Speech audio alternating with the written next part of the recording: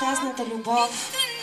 Сърцето на царицата се отворило под горещите очи на принца и тя пристъпила, открила лицето и му връчила венеца и му казала: бъди мой бог и ме съпровождай в живота ми, бъди моя богиня и ме съпровождай в живота ми, казали те.